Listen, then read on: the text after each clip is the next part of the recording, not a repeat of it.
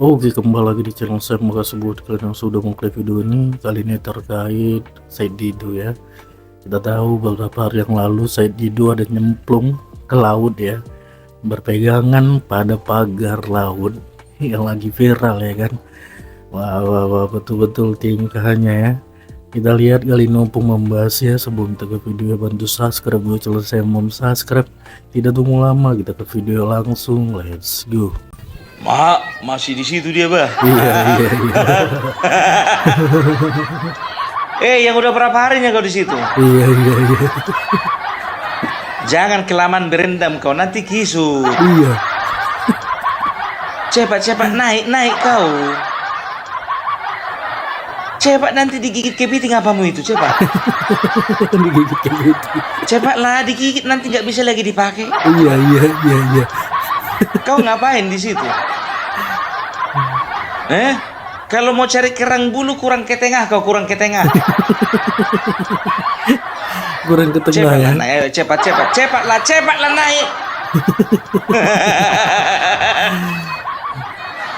Inilah akibatnya kalau masa kanak-kanaknya terlampau indah. Iya, terlalu indah ya. Keterusan sampai sekarang. Iya. Kalian tahu ndak? Ini adalah hari keempat ya, dilakukan pencabutan atau pembongkaran dari pagar laut. Ya kan begitu. Dan rencananya ini akan diselesaikan pencabutan pagar laut ini, pembongkaran ini dilakukan selama 20 hari. Aku berharap selama 20 hari itu juga dia nyemplung di dalam laut itu. Iya. Jadi apa? Mana tahu hari pertama kau kan di sana kan mau cari simpati kan. Sampai kau pakai tutup kepala warna merah putih. Iya. Berharap supaya rakyat Indonesia mendukungmu. Iya. Mana tahu hari pertama belum berhasil. Iya. Hari 2 belum berhasil. Iya. Hari 3 belum berhasil. Nah, hari ke-20 mana tahu kami semua simpati samamu. Iya, coba terus ya. Lagian ini orang kurang kerjaan gitu loh. Iya.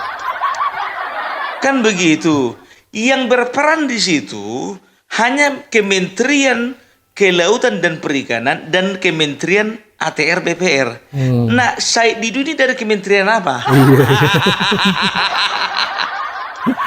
Itu dulu pertanyakan dulu. Iya. Harus jelas dulu ya. Jelas dulu dari kementerian apa? Iya. Tentara lagi sibuk mencabut pagar laut, di situ aja dia. Dan yakin aku biar tahu kalian bukan orang media meliputnya ini, kawan-kawannya. Iya, betul. Oligarki, kalian zalim. Teriak-teriak nggak ada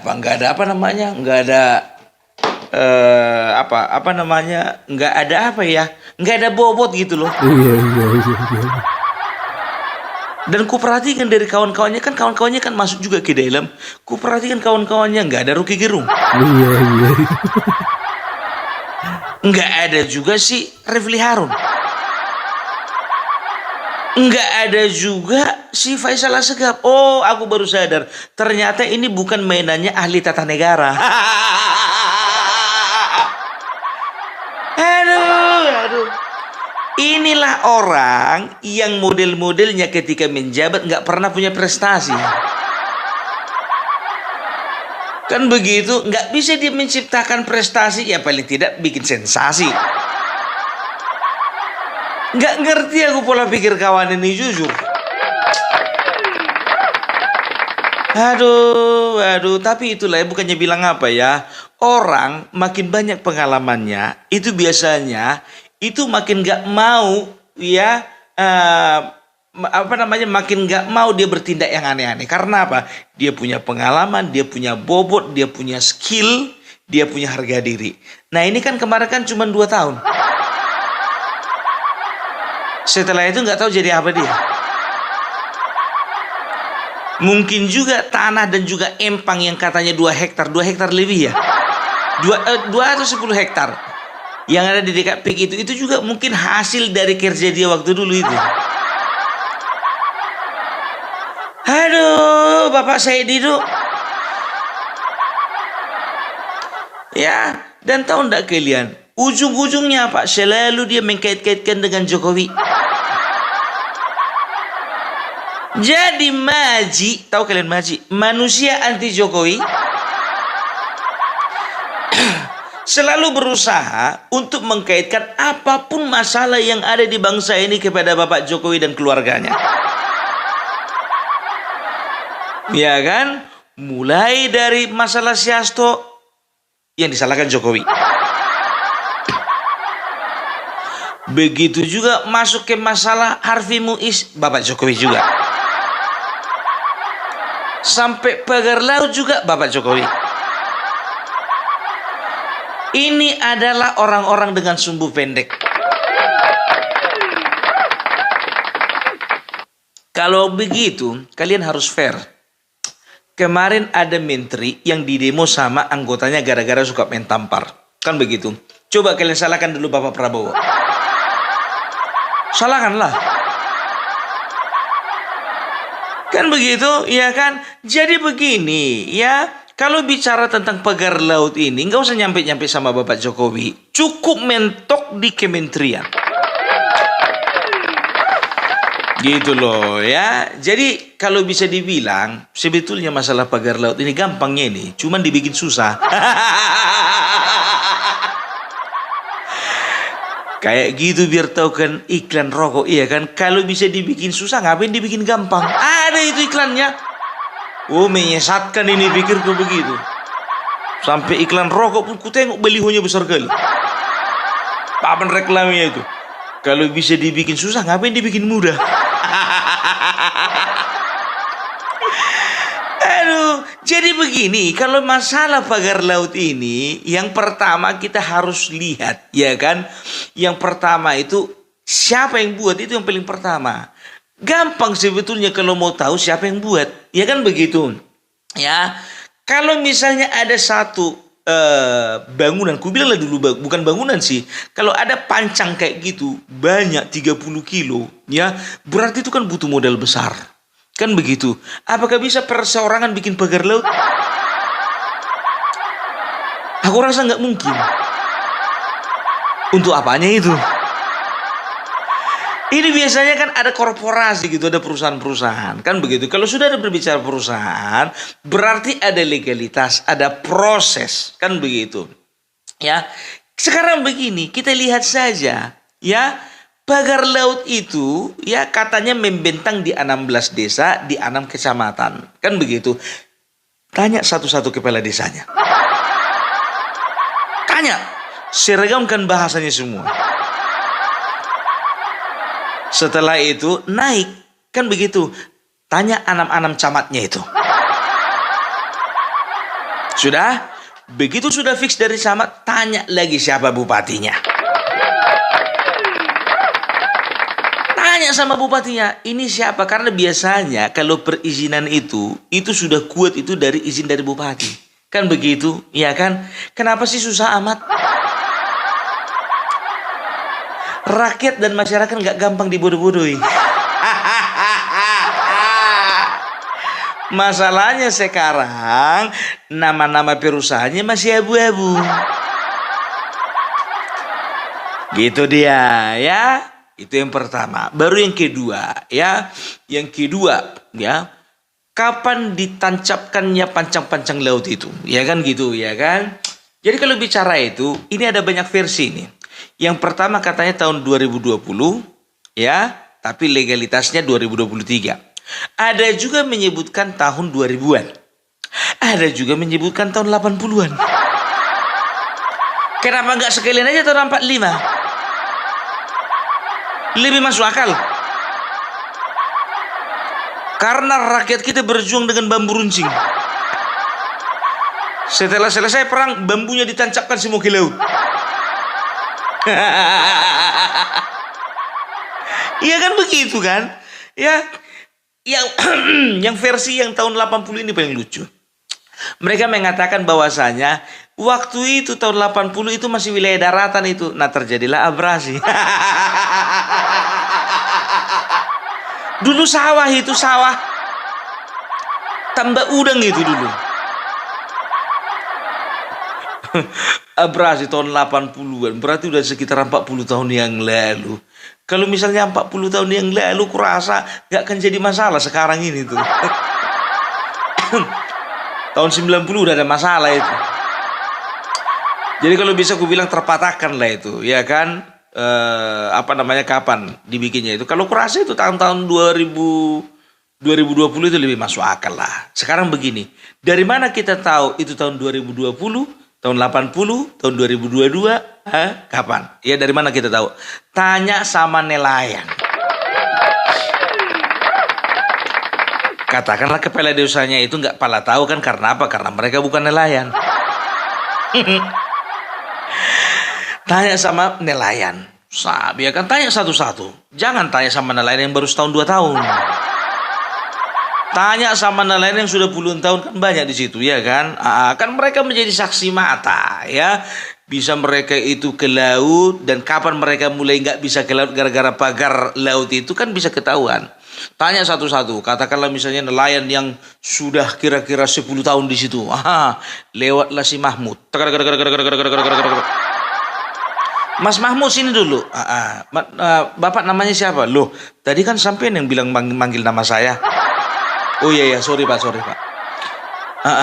Pak Mahmud, ini pagar laut ini kira-kira kapan ini? Oh, kalau ini kira-kira sekitar baru 2020 lah Pak. Kan gitu. Nggak percaya lagi contohnya misalnya.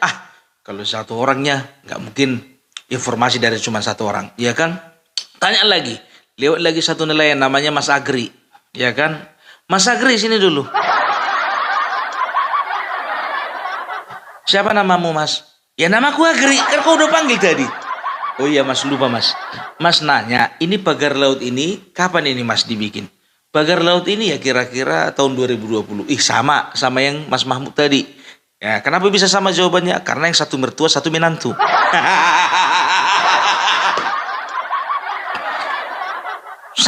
Tanya lagi, yang lebih tua lagi, yang udah 20 tahun di situ milaut.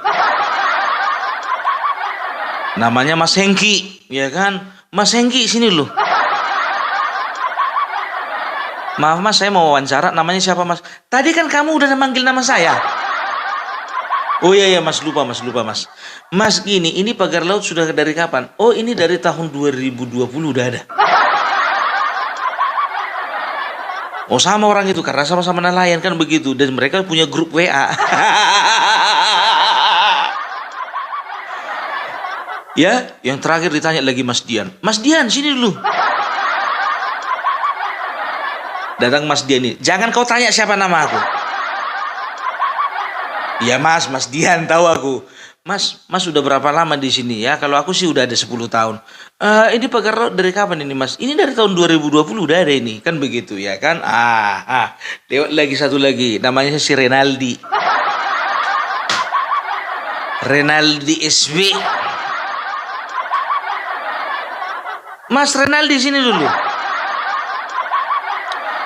Ya Mas, ada apa Mas? Enggak, ini pagar laut ini kapan ini Mas dibikin? Loh aku ndak tahu, aku bukan nelayan kok. Tapi Mas kan naik perahu, emang semua penaik perahu nelayan? Loh jadi Mas siapa? Aku iki kepala desa. Enak aja. Manggil Mas Renaldi. Pak Kades kan lo? Oh iya Pak Kades, menurut Pak Kades ini pagar laut udah dari kapan? Oh kalau menurut sebentar Pak, saya tanya dulu ya sama Mas Agri ya.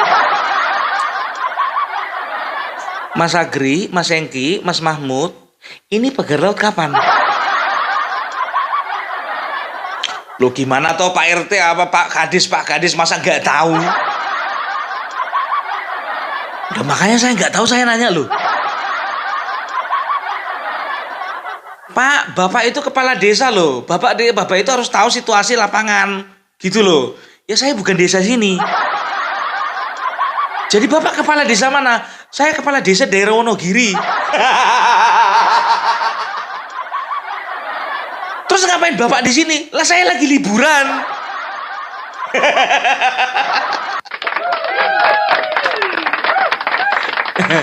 Tolong yang nama-namanya disebutkan tadi jangan marah ya, ya kan? Ini hanyalah cerita fiktif belaka. Aduh, tanya sama nelayannya.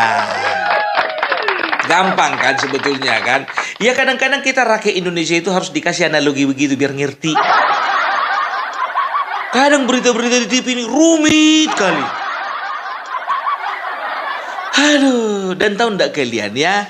Makanya setelah kalau bisa dikatakan kalau misalnya mempersalahkan Jokowi itu udah kejauhan. Udah kejauhan karena apa? Yang namanya perizinan. Aku juga punya usaha. Dan usaha kami itu ya, itu cukup izin dari bupati sudah bisa beroperasi. Kalau misalnya skopnya lebih besar lagi bisa ngambil izin dari provinsi, tapi biasanya dari bupati udah cukup. Gitu loh. Jadi mentok di bupati. Kalaupun contohnya ya ada izin-izin terkait yang membutuhkan level yang lebih tinggi lagi, yaitu biasanya mentok di kementerian. Nggak pernah Bapak apa? Tanya kalian jujur, ku bilang sama kalian ya kan. Jujur ku bilang sama kalian kalau berani taruhan-taruhan kita. Yakin aku dari izin semuanya itu nggak ada Bapak Jokowi tanda tangan. Nah ada tanda tangan itu. Jadi kayak orang bodoh kita jadinya kayak gini kan. Jadi kalau bicara tentang perizinan legalitas itu biasanya mentor di kementerian kan begitu. Nah sekarang begini, maki masyarakat anti korupsi ya itu sudah membuat laporan ke KPK melaporkan 2 menteri. Kacau ini. Ini ujung-ujungnya yang disalahkan Jokowi juga. Pasti. Memang mereka tidak menyebut secara gamblang, tapi kalau bisa kulihat sih antara dua itu ada 2 itu. Satu menteri KKP dan kedua lagi menteri ATR BPN ya kan, yang 2 ini. Kalau bicara menteri ATR BPR ya itu berbicara yang mengeluarkan sertifikat kan begitu. Nah sekarang begini, aku ketahui juga dengan HGB, hak guna bangunan ini ya. Nusron Wahid mengatakan bahwasanya yang namanya HGB itu ada 2 HGB yang diterbitkan kan begitu. Dan menurut beliau ya karena memang belum 5 tahun HGB itu bisa digugurkan atau bisa dibatalkan. Izinnya, sertifikatnya kan begitu ya. Jadi kalau bicara HGB mungkin banyak orang ketawa kan begitu. Oh ketawa, laut mana ada HGB-nya ya. Jadi ternyata begini ya kan, kita nggak tahu ya, pancang-pancang itu mungkin dipersiapkan untuk reklamasi.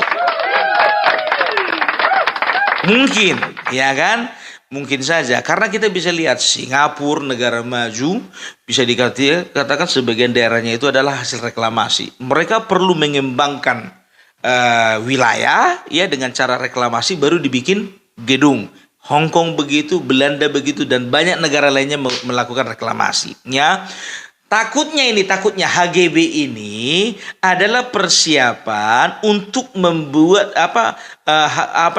untuk bangunan-bangunan yang telah dipersiapkan ketika proses reklamasi itu dimulai. Nah, mungkin HGB-nya itu curi start.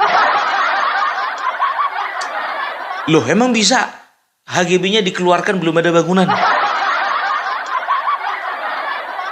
Di Indonesia nggak ada yang nggak mungkin. Kalian, ini analoginya begini. Kalian pernah nggak ngelihat orang punya SIM tapi belum bisa naik motor? Dia ngurus SIM dulu baru belajar naik motor. Begitu juga SIM mobil, kebanyakan orang punya SIM mobil belum tentu punya mobil. Iya kan, SIM mobil itu ya itu kan bukan tanda kepemilikan kendaraan bermotor kan begitu.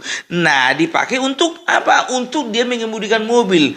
Ya entah ngerental kah dia, entah dia itu pakai mobil kawannya. Yang penting sudah ada SIM-nya. Masalah punya mobil sampai mati pun juga belum tentu dia punya mobil.